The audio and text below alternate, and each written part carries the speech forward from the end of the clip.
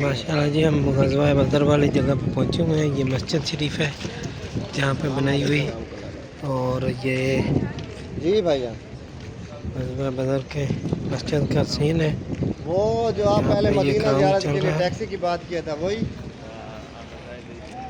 और तो ये आप देखें जी, मदीना अभी ज़ियारत पे हम क्यों नहीं गया पहले ये बताओ। मदीना शरीफ के से आए हुए लोग हैं सब। अच्छा फिर कल जाओगे। और यहाँ पे ये देखें जी, मैदान बदर, अच्छा अच्छा आज मैं जहाँ इधर पे बदर ही आया हूँ, ठीक जो है है ना ना। वो कल भी जाएगा गाड़ी।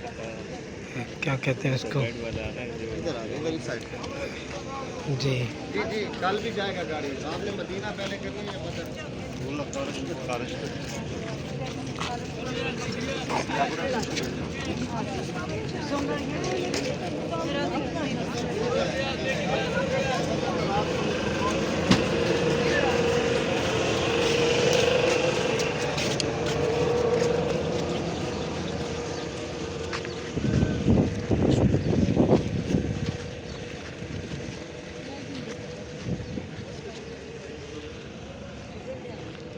ये अपने साथ वाले